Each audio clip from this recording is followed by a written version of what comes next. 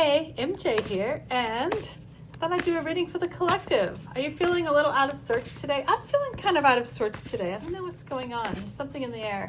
We're supposed to get a major, what are they calling it? It's like a bomb cyclone here in Seattle, and actually all of, I guess, Western Washington. And from what I've read, it's like getting a hurricane. So this should be exciting. We'll see what happens. I'll be one of the many who rush to the store at, right before the storm hits, hoping to still be able to pick up batteries. But anyway, let's see what we have going on here. I'm going to use the Raven Stream, and I do a basic 4-card spread. This is my favorite spread. I feel like it's short enough so that you can get a quick burst of information, but long enough so that you get some insights. So anyway, let's dive in here. I've rambled on too long. All right, so the first card I'm going to pull is that influencing energy. What's pushing us around? What's influencing our decisions, motivating us perhaps? What's behind some of our responses or reactions here?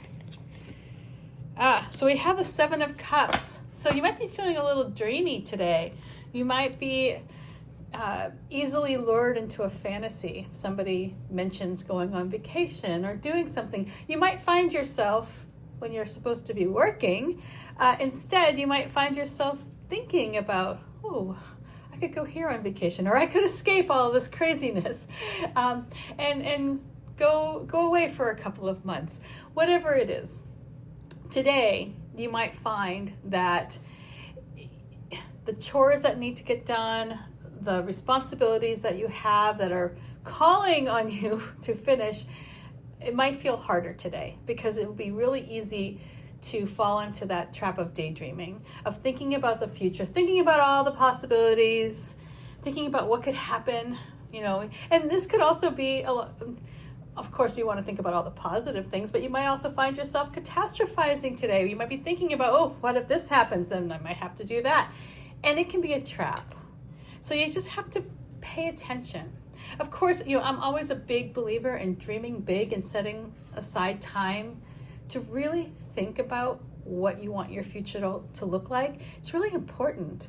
When we allow ourselves to dream big, we can imagine the possibilities. And then when something shows up, when an opportunity appears, we've already imagined what it would look like so we can make the best decision. But today, having this 7 of Cups come in, you might find that you're spending a little bit too much time imagining what the future will hold instead of focusing on what's happening in the here and now. So let's see what the situation is, and we'll see how that 7 of Cups will influence it. Maybe it makes space for some good daydreaming. Okay.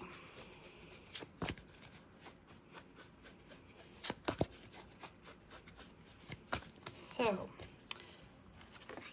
well. Here we have something that's coming to a close. And it's coming to a wonderful close. It's a close worth celebrating.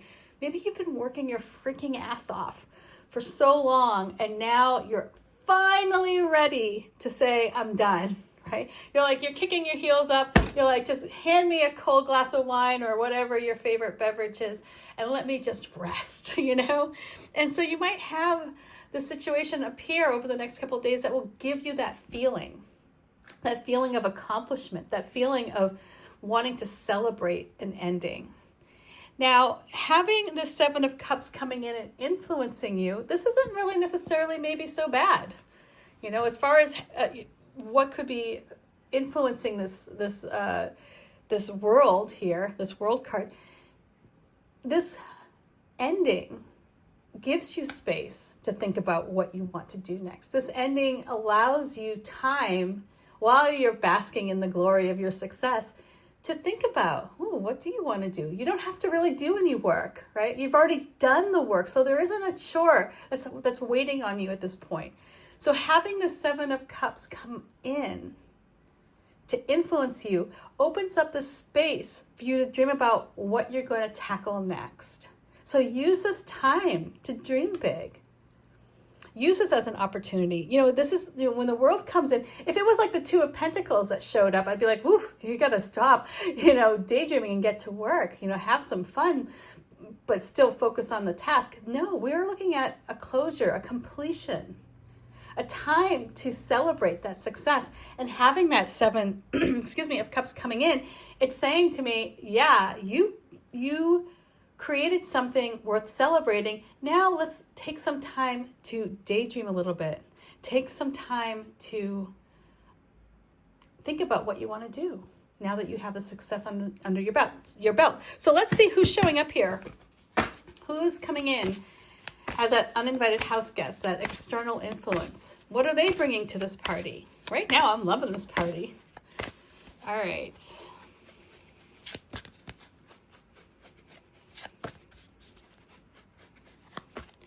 So coming up here, we have this energy of the Knight of Cups. So the Knight of Cups is going to fill you with some passion. It's going to make you feel creative. It's going to have you feeling in love with life again. Maybe it's been a while. So however this energy enters your situation, it's going to do so to liven it up. You're going to feel the sense of, I don't want to say lust for life, but kind of like a lust for life. That feeling where you're just excited about what the future can hold and you feel like you can create it. You have that passion within you to take the next step as soon as it's ready for you, right? When it opens up the door, it might, it could also bring something that's kind of transitional as well, so that you can have some fun, enjoy like a party, while at the same time knowing the party doesn't last forever. And it might be hard to kind of get out of that too with the Seven of Cups. You might be really thinking about how you can make that party go on longer. But I do feel like this energy that's coming in with the Knight of Cups is going to infuse that celebration with some warmth, with some loving energy. You're going to really feel the success all the way into your heart. Let's see what the advice card here is.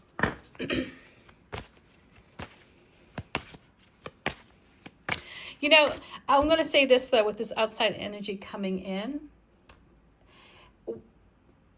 Because the Knight of Cups could also bring with it an energy of like, woe is me, the brooding kind of energy.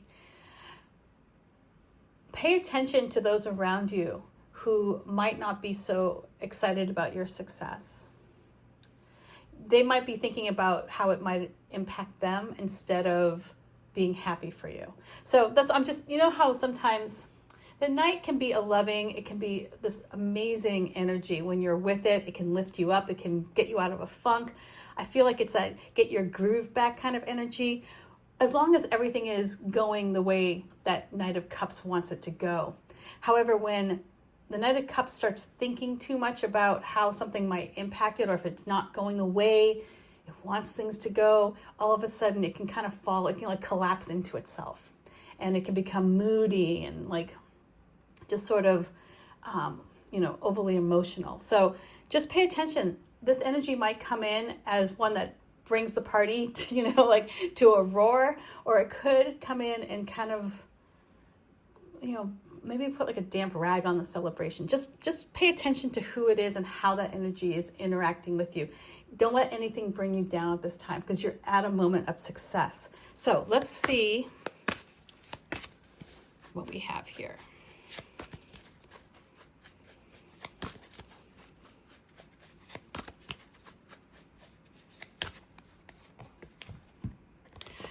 Ooh, alrighty. Well, definitely liking the top part of this reading better than the bottom part right now.